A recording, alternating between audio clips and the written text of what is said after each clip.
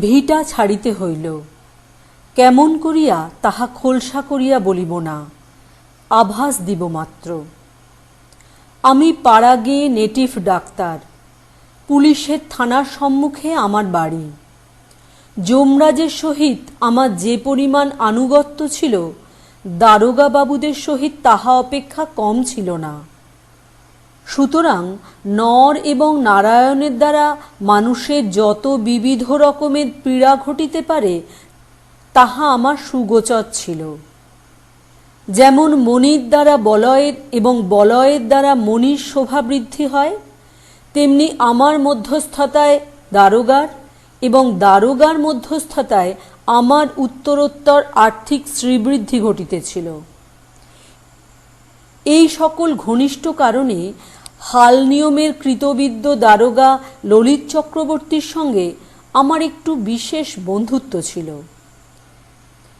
তাহার একটি অরক্ষণীয়া আত্মীয়া কন্যার সহিত বিবাহের জন্য মাঝে মাঝে অনুরোধ করিয়া আমাকেও প্রায় তিনি অরক্ষণীয় করিয়া তুলিয়াছিলেন।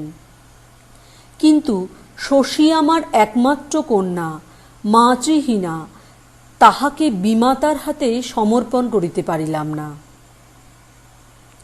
বর্ষে বর্ষে নূতন পঞ্জিকার মতে বিবাহের কত শুভলগ্নই ব্যর্থ হইল। আমারই চোখের সম্মুখে কত যোগ্য এবং অযোগ্য পাত্র চতুর্দোলায় চড়িল। আমি কেবল বরযাত্রীর দলে বাহির বাড়িতে মিষ্টান্ন খাইয়া নিঃশ্বাস ফেলিয়া বাড়ি ফিরিয়া আসিলাম। শশীর বয়স 12 হইয়া প্রায় 13 পড়ে।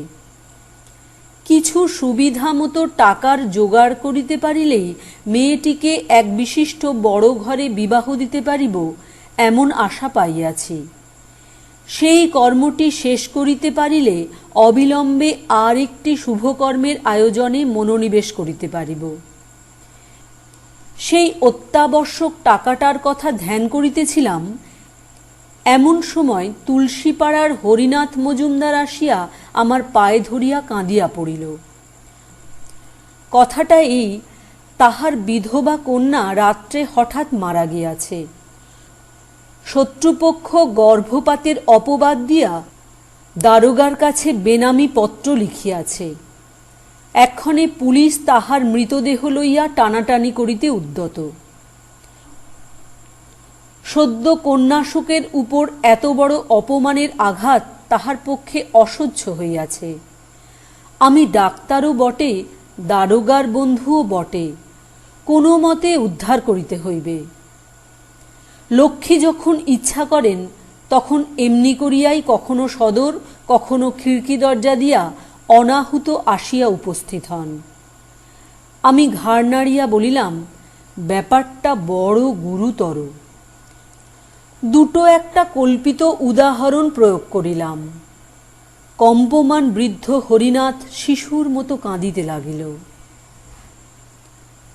বিস্তারিত বলা বাহুল্য, কন্যার অন্ত্যেষ্টি সৎকারের সুযোগ করিতে হরিনাথ ফতুর হইয়া গেল।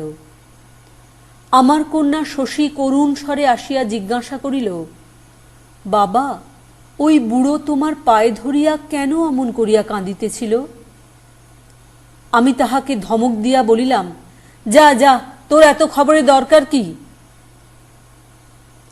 এইবার সৎপাত্রে কন্যাদানের পথ সুপ্রশস্ত হইল। বিবাহের দিন স্থির হইয়া গেল। একমাত্র কন্যার বিবাহ। ভোজের আয়োজন প্রচুর করিলাম। বাড়িতে গৃহিণী নাই। প্রতিবেশী দয়া করিয়া আমাকে সাহায্য করিতে আসিল। সর্বশান্ত কৃতজ্ঞ হরিনাথ দিন রাত্রি খাটিতে লাগিল। গায়ে হলুদের দিনে রাত 3টার সময় হঠাৎ শশীকে ওলা ওঠায় ধরিল। রোগ উত্তরোত্তর কঠিন হইয়া উঠিতে লাগিল।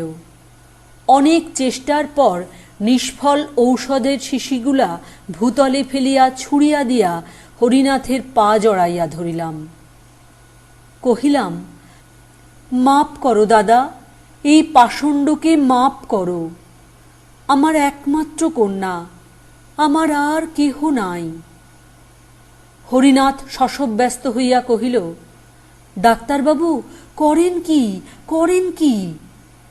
আপনার কাছে আমি চিরঋণী, আমার পায়ে হাত দিবেন না।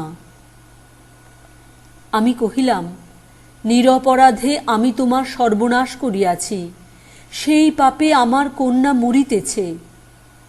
এই বলিয়া সর্বলোকের সমক্ষে আমি চিৎকার করিয়া বলিলাম, ওগো, আমি এই বৃদ্ধের সর্বনাশ করিয়াছি, আমি তাহার দণ্ড লইতেছি। ভগবান, আমার শশীকে রক্ষা করুন। বলিয়া হরিনাথের চটি জুতা খুলিয়া লইয়া নিজের মাথায় মারিতে লাগিলাম। বৃদ্ধ ব্যস্ত সমস্ত হইয়া আমার হাত হইতে জুতা কাড়িয়া লইল। পরদিন 10টা বেলায় গায়ে হলুদের হরিদ্রা চিহ্ন লইয়া শশী ইহ সংসার হইতে চিরবিদায় গ্রহণ করিল। তাহার পরদিনেই দারোগাবাবু কহিলেন, ওহে, আর কেন, এইবার বিবাহ করিয়া ফেল, দেখাশোনার তো একজন লোক চাই। মানুষের মর্মান্তিক দুঃখ শোকের প্রতি এরূপ নিষ্ঠুর অশ্রদ্ধা শয়তানকেও শোভা পায় না। কিন্তু নানা ঘটনায় দারোগার কাছে এমন মনুষ্যত্বের পরিচয় দিয়াছিলাম যে কোনো কথা বলিবার মুখ ছিল না। দারোগার বন্ধুত্ব সেই দিন যেন আমাকে চাবুক মারিয়া অপমান করিল। হৃদয় যতই ব্যথিত থাক, কর্মচক্র চলিতেই থাকে। আগেকার মতোই ক্ষুধার আহার, পরিধানের বস্ত্র, এমনকি চুলার কাষ্ঠ এবং জুতার ফিতা পর্যন্ত পরিপূর্ণ উদ্যমে নিয়মিত সংগ্রহ করিয়া ফিরিতে হয়। কাজের অবকাশে যখন একলা ঘরে আসিয়া বসিয়া থাকি, তখন মাঝে মাঝে কানে সেই করুণ কণ্ঠের প্রশ্ন বাজিতে থাকে, বাবা, ওই বুড়ো তোমার পায়ে ধরিয়া কেন অমন করিয়া কাঁদিতেছিল? দরিদ্র হরিনাথের জীর্ণ ঘর নিজের ব্যয়ে ছাইয়া দিলাম। আমার দুগ্ধবতী গাভীটি তাহাকে দান করিলাম। তাহার বন্দকি জোত জমা মহাজনের হাত হইতে উদ্ধার করিয়া দিলাম। কিছুদিন সদ্য শোকের দুঃসহ বেদনায়, নির্জন সন্ধ্যায় এবং অনিদ্র রাত্রে কেবলই মনে হইত, আমার কোমল হৃদয়া মেয়েটি সংসার লীলা শেষ করিয়াও তাহার বাপের নিষ্ঠুর দুষ্কর্মে পরলোকে কোনো মতেই শান্তি পাইতেছে না। সে যেন ব্যথিত হইয়া কেবলই আমাকে প্রশ্ন করিয়া ফিরিতেছে, বাবা, কেন এমন করিলে? কিছুদিন এমনি হইয়াছিল। গরিবের চিকিৎসা করিয়া টাকার জন্য তাগিদ করিতে পারিতাম না। কোনো ছোট মেয়ের ব্যামো হইলে মনে হইত, আমার শশী যেন পল্লীর সমস্ত রুগ্না বালিকার মধ্যে রোগ ভোগ করিতেছে। তখন পুরা বর্ষায় পল্লী ভাসিয়া গেছে। ধানের ক্ষেত এবং গৃহের অঙ্গন পার্শ্ব দিয়া নৌকায় করিয়া ফিরিতে হয়। ভোর রাত্রি হইতে বৃষ্টি শুরু হইয়াছে, এখনো বিরাম নাই। জমিদারের কাছারি বাড়ি হইতে আমার ডাক পড়িয়াছে। বাবুদের পানসির মাঝি সামান্য বিলম্বটুকু সহ্য করিতে না পারিয়া উদ্ধত হইয়া উঠিবার উপক্রম করিতেছে। ইতিপূর্বে এরূপ দুর্যোগে যখন আমাকে বাহির হইতে হইত, তখন একটি লোক ছিল যে আমার পুরাতন ছাতাটি খুলিয়া দেখিত তাহাতে কোথাও ছিদ্র আছে কিনা, এবং একটি ব্যগ্র কণ্ঠ বাদলার হাওয়া ও বৃষ্টির ছাঁট হইতে সযত্নে আত্মরক্ষা করিবার জন্য আমাকে বারংবার সতর্ক করিয়া দিত। আজ শূন্য নীরব গৃহ হইতে নিজের ছাতা নিজে সন্ধান করিয়া লইয়া বাহির হইবার সময় তাহার সেই স্নেহময় মুখখানি স্মরণ করিয়া একটুখানি বিলম্ব হইতেছিল। তাহার রুদ্ধ শয়ন ঘরটার দিকে তাকাইয়া ভাবিতেছিলাম, যে লোক পরের দুঃখকে কিছুই মনে করে না, তাহার সুখের জন্য ভগবান ঘরের মধ্যে এত স্নেহের আয়োজন কেন রাখিবেন? এই ভাবিতে ভাবিতে সেই শূন্য ঘরটার দরজার কাছে আসিয়া বুকের মধ্যে হু হু করিতে লাগিল। বাহিরে বড় লোকের ভৃত্যের তর্জন স্বর শুনিয়া তাড়াতাড়ি শোক সংবরণ করিয়া বাহির হইয়া পড়িলাম। নৌকায় উঠিবার সময় দেখি থানার ঘাটে ডোঙা বাঁধা। একজন চাষা কৌপিন পরিয়া বৃষ্টিতে ভিজিতেছে। আমি জিজ্ঞাসা করিলাম, কি রে? গতরাত্রে তাহার কন্যাকে সাপে কাটিয়াছে। থানায় রিপোর্ট করিবার জন্য হতভাগ্য তাহাকে দূর গ্রাম হইতে বাহিয়া আনিয়াছে।